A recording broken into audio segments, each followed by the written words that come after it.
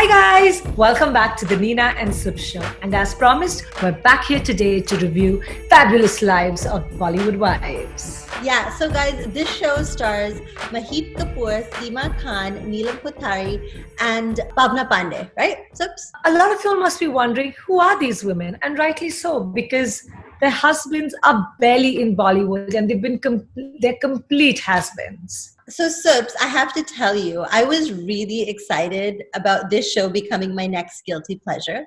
And also, given it's Thanksgiving time, we're with the family, everybody is so excited to see this show. Obviously these women are in very unique positions in Bollywood. So we definitely wanted a little peek into their lives.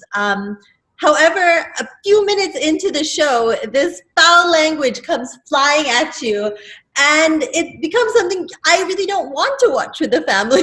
So I watched it in hiding. Nina, I completely agree with you. I thought the same thing. I thought this would be like a Masaba, or Sex and the City, Gossip Girl meets Bollywood. Like, I was just so excited. Yeah. And so uncouth is the word that I can think of. Like, the minute these women open their mouth, minus Neelam Kothari, it's just profanity. I was, Do you remember the scene where I think Ananya Pandey comes in and she's getting her hair and makeup done, and she says something like, No, I've grown up and I don't know Mama because when I was young, I thought my name was Bob because she said something. okay, this is a bit disturbing, but yeah, and the other thing that really got to me, probably it's just me being a little sensitive, how Maheep Kapoor refers to her friends as twats, or that twat, and these two twats. Like, what's with that? Can somebody call her up and tell her that's not cool? Like, nobody talks like that. Right. And I feel like I get it. Maybe it's her little British influence of her growing up in London and stuff. But I also felt like it was overly done. A tiny bit, right? I think the foul language was something that immediately stood out to me. I think another thing that really stood out to me was, despite people kind of bashing it online, I kind of feel for them because I do realize that it's hard to share your insecurities when you're on such a public platform. But this same Maheep Kapoor, she does come out and she tells Karan that, her insecurity of people viewing her family as kind of people who didn't make it in the Kapoor clan, right? I mean, she does say something about that. She does say that. Oh my God, I completely agree with you on that point. I feel that in the show, there are so many points. Okay, not so many, maybe a handful of times where they can touch upon something that can run really deep and has impacted so many people, like different stratas of society, whether they're talking about their marriage, they're talking about their kids, they're talking about failures, failure to launch, your own thing about going back into the workforce. There are just so many things, but anything that was remotely intellectual, I don't know what Karan Johar was thinking. He wrapped it up so gaudily in this, shimmer and shine and bow, and thinking everything is fabulous, was, I think, really insulting. Yeah. If for anyone out there who has watched The Real Housewives of Beverly Hills, although they also kind of have some superficial storylines going, we do get a peek into one of the characters' struggle with alcoholism. And we do get to see that one of the girls struggles with an abusive marriage. So there are underlying very important themes. So in, I think, Seema Khan's case, right, she talks about, how she has an unconventional marriage.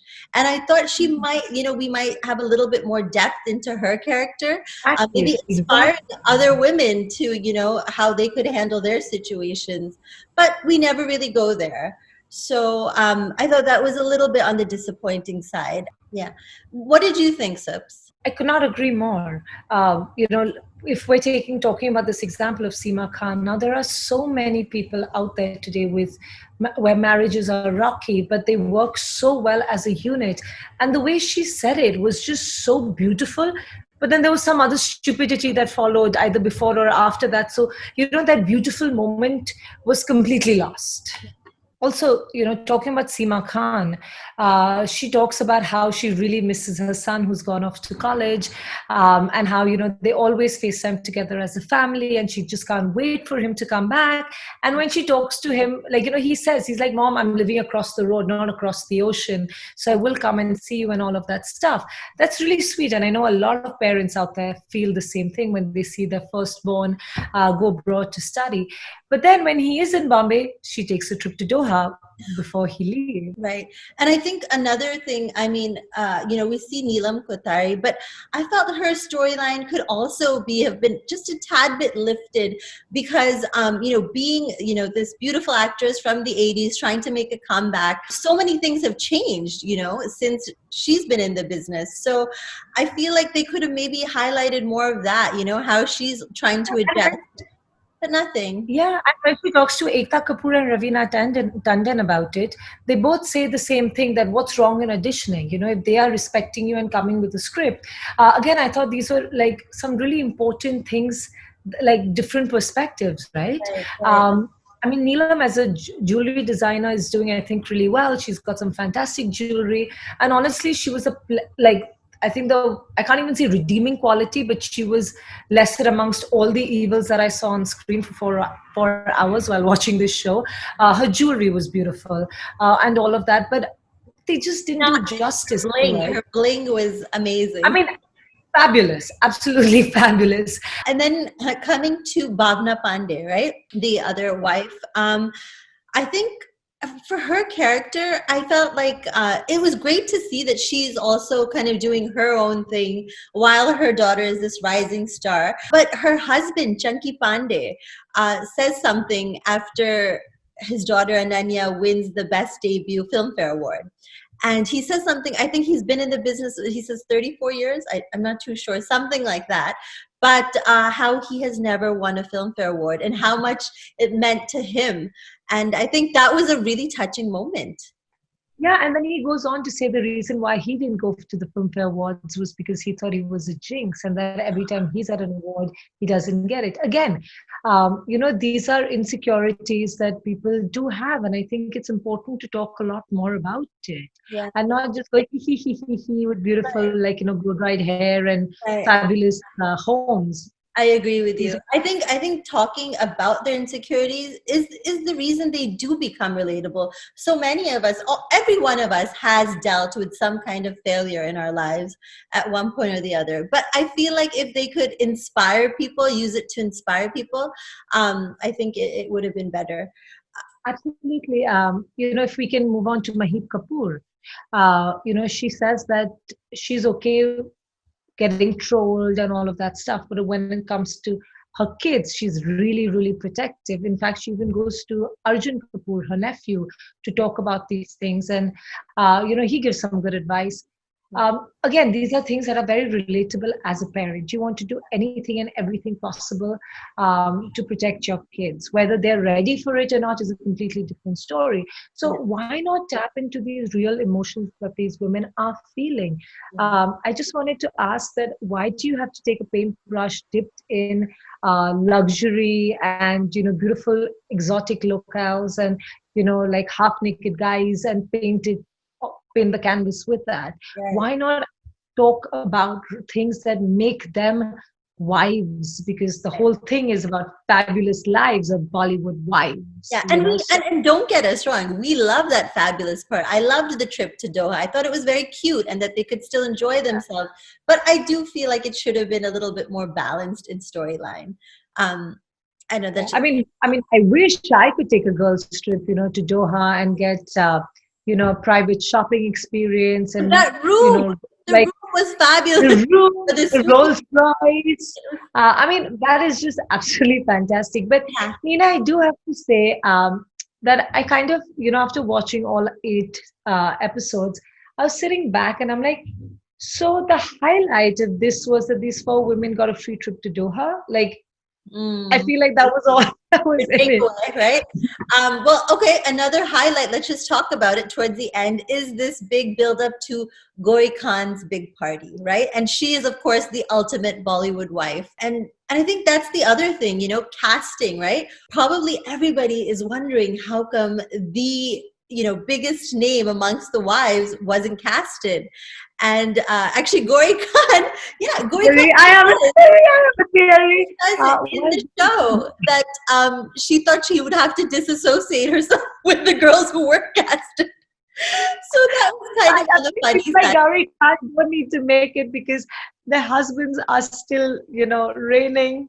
Yeah, in that's true. Bollywood. Broadcasters Like, had a little more. and people know who they are. They're not kind of clamoring on to be somebody, Right. which is really sad because I think that these four women obviously have some talent. Right? Neelam Kothari has been an actress. She was amazing, absolutely fantastic. In the 80s and 90s, she was just really great. Um, the four women in their individual capacity actually did put on a good show. It's Yeah. just sad that the show was not good. Yeah. And I think that the other thing I kind of didn't like was that, I mean, I know I get what Karan Johar was doing. He was trying to voice the opinions of the public that what are these four jobless women doing? But they're not. They're very much pursuing other things. Seema Khan with her designs, and then, she designs clothing. And then there's two jewelry designers, which is Neelam and Maheep. And then, of course, we see Bhavana, who's about to open her own store in a mall, starting her own brand. So, I mean, I just felt like if they could kind of show those bits a tiny bit more, maybe some struggles or challenges in that, I think that would have been good too, because they are strong women, but I felt like those parts of their lives were kind of just glammed over, Yeah, I mean, there were some parts which I found like really funny, like how Samir Soni just randomly gets up and says, "Bye, guys." Uh, I know. I'm wondering that if they come back in season 2, is this marriage going to survive? Because I feel like he's always kind of looking for an excuse to leave the table. I mean, I kind of I could relate to Samir Soni at that time because I was like, I want to leave and not watch the show anymore. Like, Okay, so but we're yeah, getting back. I have to say, Tina and I sat through it for you all, and I hope you all enjoy this.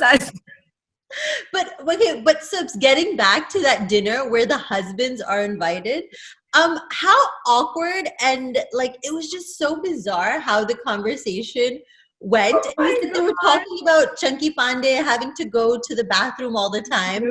And then all of a sudden she comes out, what's her, Maheep Milf? comes out, yes, and she's talking about MILFs, and I'm like, what is the connection? Like if they were talking about, lingo, youngsters lingo, like millennial lingo, then I could understand. But like it was so out of nowhere. And then like how like all the husbands get awkward. But I was like, you never go anywhere with that. So I just thought it was a very weird and random thing to pull. Very, very strange. And I just felt even the interactions within the couples, right? So like if you say Maheep and Sanjay Kapoor, Bhavana and Chunky, Neelam and Samir, like they just didn't seem natural to me. Like while like, the whole show just really seemed Yes, like a work of fiction and not, I mean, I'm not saying that I thought it was like Keeping Up with the Kardashians where it's all it's supposed to be a reality TV. I didn't expect it to be reality TV, but I expected it to be a little bit more natural. For Sanjay Kapoor, though, I have to say, I really appreciated something he said. So in the first episode, his daughter is going off to this fancy schmancy kind of debutante ball in Paris. And where, the cream of the crop is going to debut there. The ball. Exactly, the ball. Whatever, right. So there she is. And Maheep and Sanjay are having a conversation about, what this means for her. And he makes a very good point. And he says, that, coming from someone who has seen success and has seen failure, she still has to be grounded. He kind of says something to that effect, that this is just the beginning, but don't give it all of this importance. It's not because at the end of the day, it's Bollywood that she has to make her entry, right? Which is exactly the point, Nina. Like they also, so at that dinner they talk about the whole beach cleanup. Yeah. Now Oh, that's something that in India, like especially in Bombay, there are the beach cleanup project has picked up so much right, momentum, and it's got a lot of attention. It's the need of the hour. right. Um, and so when Maheep suggested, I think I can't remember who it was. I think it was Seema Khan that goes, "Oh, I'm so glad I didn't go for my manicurist yet." Yeah, That's that not was a reaction. it was very weird I because they would are, hope. yeah, they're so obsessed with their kids, yet they don't care about the future that they're, going to be bringing to them. If they don't So, care I mean, about we could stuff have like this. actually had these women go up, go to Mahim Beach at 6 o'clock in the morning and set an example instead of being Yeah, like, "Oh, I'm not absolutely. touching a used condom. Oh, look at these boots I'm in." Like, Yeah, why? I I felt like they were agree. mocking the They whole could really process. use this moment to inspire others to do the same, or how important it is to keep our beaches clean. It was not used, and I thought it was very strange that it was not used. It makes And them I look feel like very they're superficial and mocking. out of touch. I mean, that's what I really got from it. So the last thing I want to talk about is like the timing of the release of this show. Because it's a time when I think people do have mixed feelings about Bollywood. So Mhm. had the show, I think, had a tiny bit more depth, I feel like it could have been very redeeming. I mean, they do talk about nepotism and all these, other things that people have been speaking about. But I just feel like, had they got into a little bit more depth, it could have been something where, the audience in Bollywood could reconnect. But I don't think the opportunity was taken. So when I think from they talk about Gauri's party, I think right in the beginning, right? So that the finale is going to be Gauri and Shah Rukh's party, because you see that even in the trailer. I think it was great, and Shah Rukh is just, I mean, he's Shah Rukh, right? He comes on screen, it's just magic. The way he speaks about the four women is just really touching. It seems to be that it comes from the heart and all of that stuff. But when you give so much importance to a couple that is not the main star, uh, to me, it shows that the four women, the four stars, don't really have it. So, which is why you need this heavyweight couple to really draw in the audiences, because Yeah, I think so. and you can make out that it's Gauri, and it's like the Gauri and Shah Rukh show. Episode 8 is all about that, right? Yeah, yeah, absolutely, Sups. I think all of us were just waiting to see them at the end. Obviously, her being the head Bollywood wife, right? And of course, Shah Rukh being the mega superstar that he is. But I think overall, Sups, I came off feeling a little disappointed. But people, I mean, online have also said that even though, we're voicing that, oh, this could have happened, this could have happened, this could go up to like 5 seasons because of people obviously checking it out. Yeah, I feel really bad that I added to the TRP. Like, and the viewership count, because it was honestly, I felt I wasted my day watching the show. I've got nothing out of it, like zero entertainment. I have learned nothing. I just couldn't wait for the 8th episode to end so we could come and talk to you guys about it. Yeah, But and that's my personal view. right. I felt that even though that the episodes are about 30 to 40 minutes long, I just felt like they were taking forever to end or get to a point really that could have been said probably much quicker. So yeah, I agree with you, Subs. In the end, I don't know if this is going to be a lot of people's guilty pleasure. It's maybe too soon to tell, but let's see if season I 2 just hope we comes. don't have to review season 2. Or maybe listening to some feedback online, maybe they're going to change it around for season 2. Let's see, time will tell.